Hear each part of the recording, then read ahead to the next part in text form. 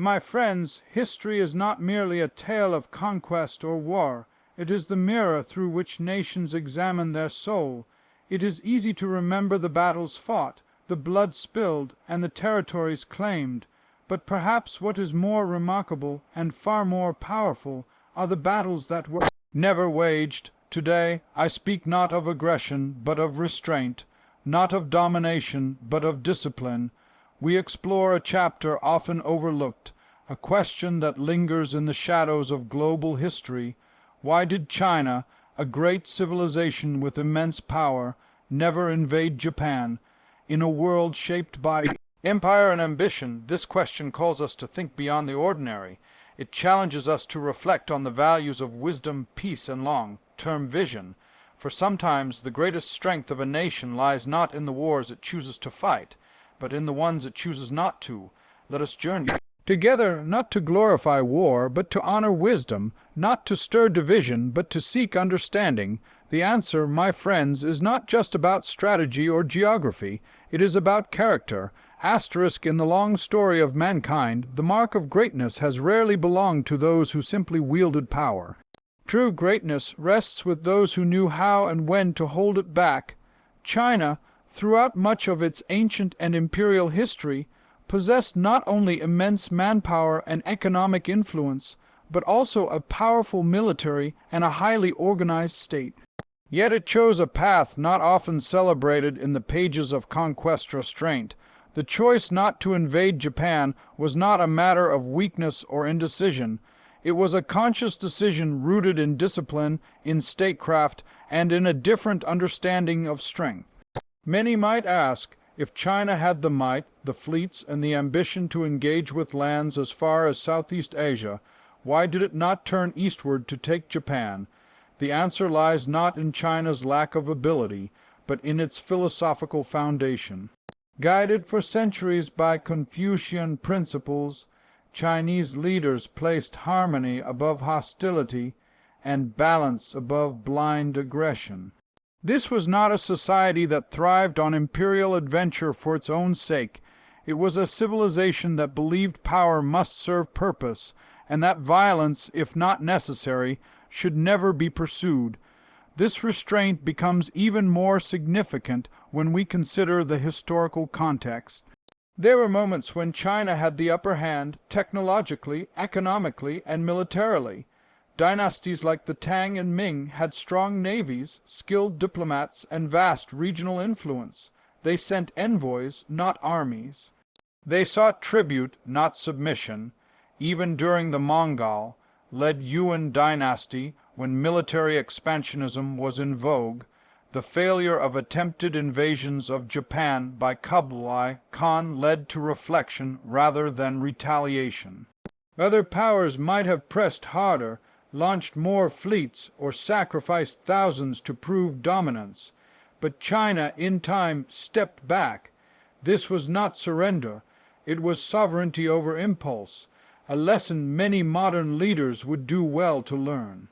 To hold back when provoked, to measure the cost of blood, to consider the weight of war on both the victor and the vanquished.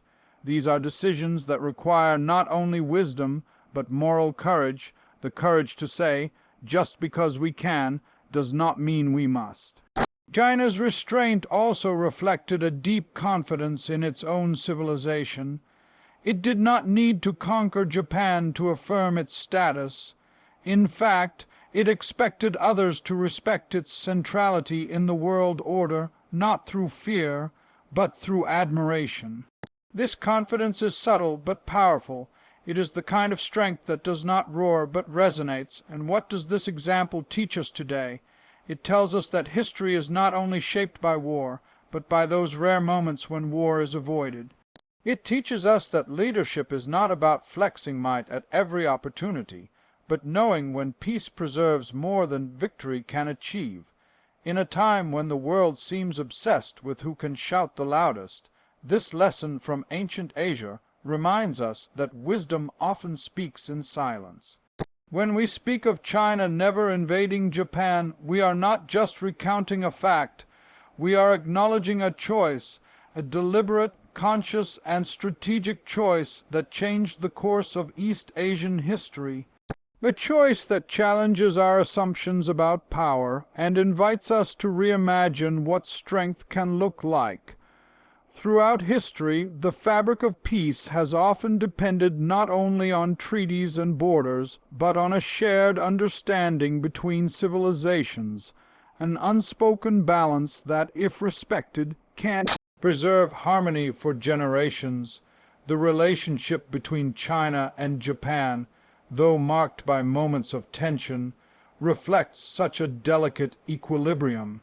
China's decision not to invade Japan was not only an act of military restraint, it was a strategic acknowledgement of geopolitical and cultural dynamics that demanded caution, patience, and respect.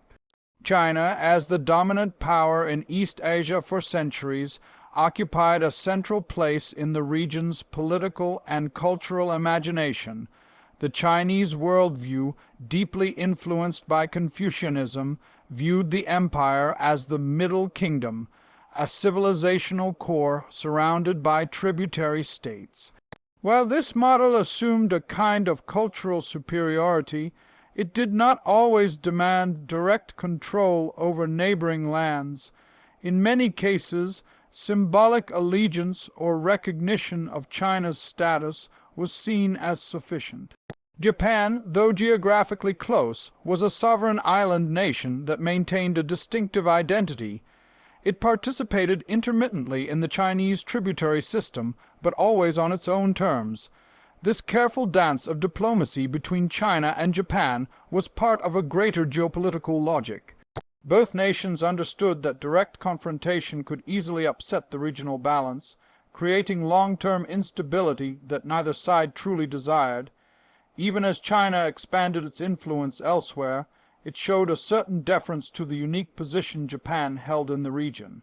There was an understanding, perhaps not spoken aloud but deeply felt, that the cost of domination might far outweigh its benefit. At the same time, the Chinese court recognized the strength of Japanese culture and governance. Despite ideological differences, there was a mutual recognition of civilization. Japan had adopted and adapted many Chinese influences, Buddhism, writing systems, architecture, but had crafted them into something uniquely its own. This mirrored respect acted as a form of deterrence. Invading Japan would not be simply a matter of toppling a military force. It would be a disruption of a proud and independent cultural force. This awareness tempered ambitions and encouraged dialogue over domination. Moreover, China's geopolitical vision extended far beyond Japan. It had to manage internal affairs across vast and diverse provinces, engage diplomatically with Korea, Vietnam, Central Asia, and later with European colonial powers. For China, every move on the geopolitical chessboard required balance. Pressing too hard in one direction could unravel relations elsewhere.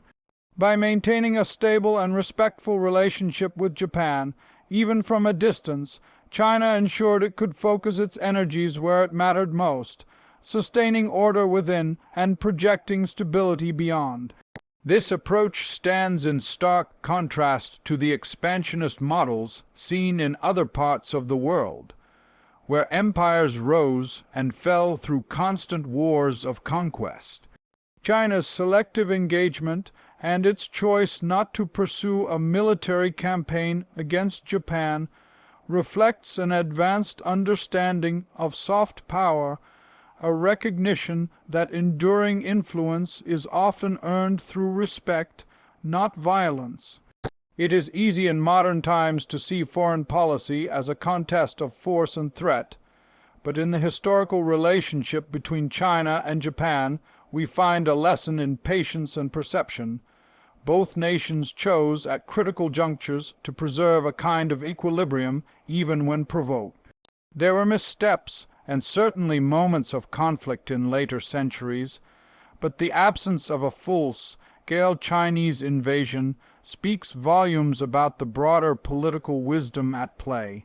In this balance we see the subtle strength of diplomacy, one that values coexistence over conquest, culture over coercion. It reminds us that power, when combined with foresight, can protect not only national interests but regional peace. China, in its restraint toward Japan, demonstrated that empires do not always rise through war. Sometimes they endure through understanding.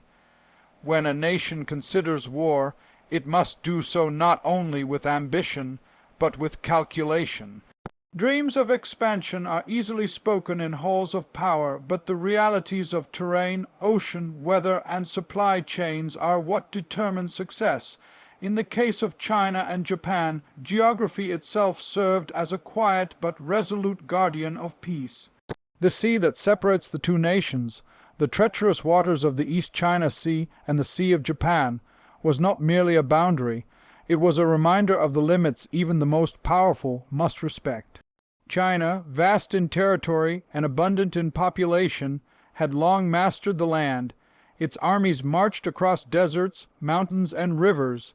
Its engineers built walls that stretched for thousands of miles. But the sea, especially in the pre-modern world, was a different challenge altogether. Naval warfare required an entirely separate infrastructure, mindset, and training. The cost of launching a seaborne invasion of Japan would have been enormous, both in treasure and in life. Even during the Yuan dynasty under Kublai Khan, when the Mongol rulers of China made a serious attempt to cross these waters and bring Japan under their control, nature itself rebelled.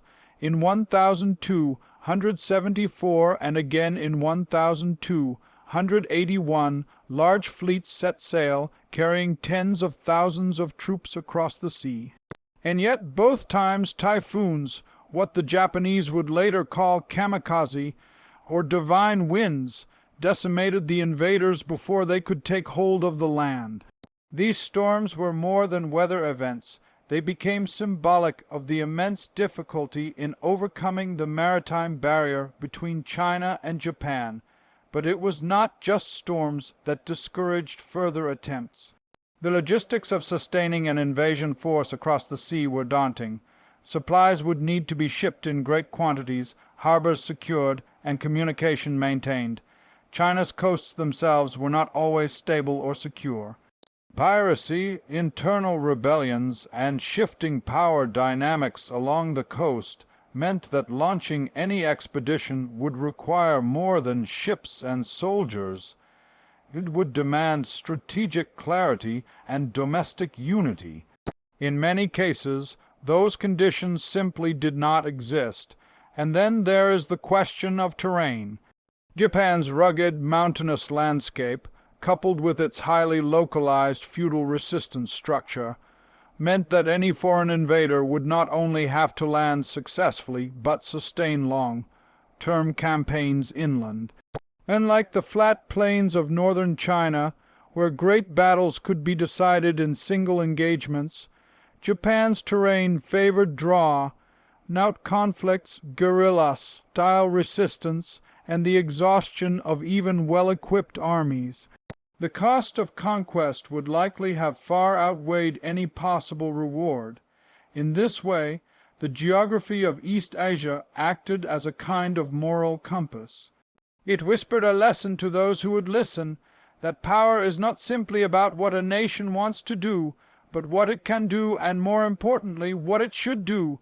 China's leaders, whether consciously or by consequence, accepted the limits placed before them by nature and by circumstance. It is easy to interpret this as failure or fear, but that would be to miss the deeper point. In truth, it reveals the profound humility of a civilization that knew when to expand and when to hold still. It shows that while ambition can drive nations forward, wisdom holds them back from disaster. Geography is not just a physical barrier, it is a test of judgment. In our world today, where technology tempts us to believe we can transcend every limit, this historical reality reminds us that not all barriers are meant to be broken. Some exist to keep balance, to maintain peace, to demand patience. And so, China's decision to respect the seas, to acknowledge the immense challenge of maritime conquest, stands as a testament to the enduring power of restraint in the face of temptation. The strength of a nation is not only measured by the size of its armies or the conquests it claims abroad. It is often best understood by looking inward at how a nation governs itself, feeds its people, manages its institutions, and builds a future from within. For centuries, China stood as one of the world's most advanced and enduring civilizations, not because it sought to dominate its neighbors through constant war, but because it prioritized the health and stability of its own society. This inward focus helps explain one of history's most curious questions: why did China, despite its power and proximity, never invade Japan? The answer begins with the deep sense of responsibility that Chinese rulers often felt toward internal order. Governing such a vast and diverse empire, stretching from deserts to rivers, from mountainous borders to fertile valleys, required constant attention and reform. Rebellions, famines, corruption, dynastic transitions, these were the daily battles fought not on foreign soil, but within the empire's own borders. To send vast resources across the sea to wage a risky war with Japan would have required a shift in priorities that few emperors could justify. When the foundation at home is unsettled, any ambition abroad becomes a dangerous distraction. Chinese dynasties such as the Tang, Song, Ming, and Qing often had to contend with regional uprisings, threats from northern nomadic tribes, and the never-ending challenge of maintaining a centralized bureaucracy across such immense land. These were not mere political concerns, they were existential. One misstep in internal administration could bring about a dynasty's collapse. History showed this time and again. Leaders who chose domestic focus over reckless adventure understood the fragile thread upon which imperial unity hung. Moreover, China's world, you placed great value on civil harmony. Confucian philosophy, which deeply shaped the values of governance for over 2 millennia, emphasized the role of the ruler as a moral guide, one who must first perfect the order within before seeking influence beyond. This cultural mindset made rulers more cautious about military adventurism and more attentive to social balance, education, justice, and public welfare. The health of the nation was seen not in military victories abroad, but in the well-being of the people within. In such a context, Japan was not seen as a pressing threat to Chinese interests. While relations between the two nations were not always smooth, they were not marked by deep hostility either. There were diplomatic missions, cultural exchanges, and periods of mutual respect. For Chinese emperors, it was far more urgent to resolve grain shortages in the countryside, restore irrigation networks, or defend the empire's northern frontiers than to risk thousands of lives crossing the sea to fight an island nation that posed no immediate danger. There is also the consideration of legacy. Chinese rulers, particularly during stable periods, sought to be remembered not as conquerors of distant lands, but as reformers and guardians of civilization. Great emperors were those who codified laws, stabilized the economy, built canals, and supported the arts, not merely those who expanded borders. Their ambition was shaped not by war drums, but by the vision of enduring harmony and prosperity within their realm. In our modern era, this principle still holds truth. Nations that thrive are those who invest in their people, who build schools before they build weapons, who heal their divisions before they project power abroad. China's historical decision to prioritize internal strength over external aggression reminds us that peace begins at home, and that the pursuit of greatness must begin with responsibility. What China teaches us through this chapter of history is clear. Not all victories are found on the battlefield. Some of the most lasting triumphs are won quietly, through patience, reform, and the steady commitment to build a future that does not depend on the destruction of another. Power is a force that can either uplift or destroy. It is not defined merely by the capacity to strike, but by the wisdom to know when not to.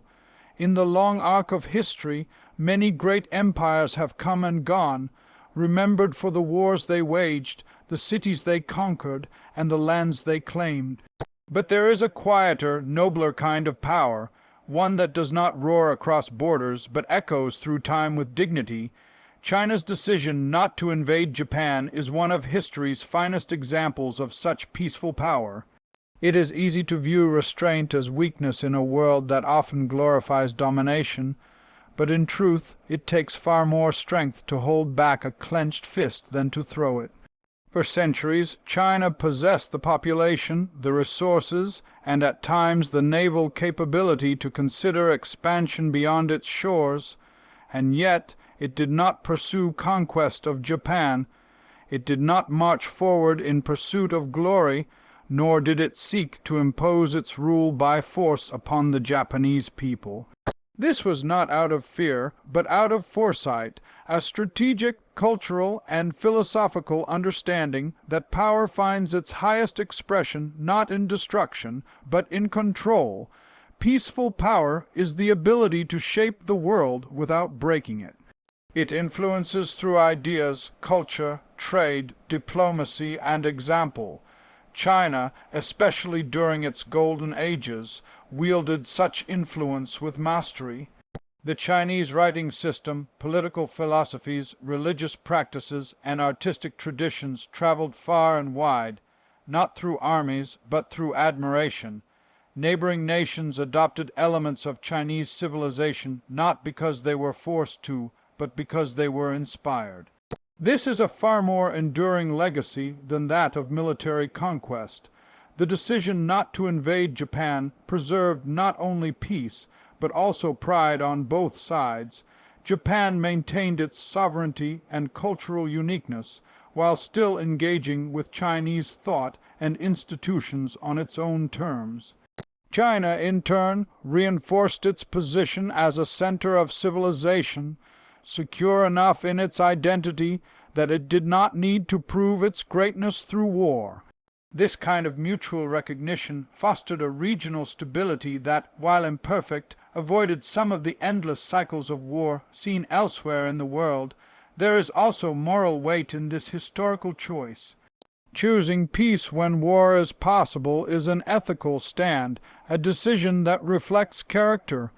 The Chinese emperors who resisted the temptation to conquer Japan were not only thinking in terms of military calculus, they were preserving lives, avoiding devastation, and respecting the independence of another people.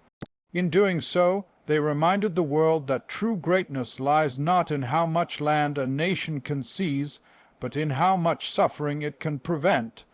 Such restraint has profound relevance for us today. We live in a time when nations still measure strength by military spending and political dominance. But China's historical example challenges us to reconsider what kind of power truly endures, the kind that terrifies and forces submission, or the kind that uplifts, inspires, and fosters respect. It is easy to raise a sword. It is much harder to lower it, especially when you have the strength to strike. In the choice not to invade Japan, China showed the world what mature power looks like, calculated, composed, and principled.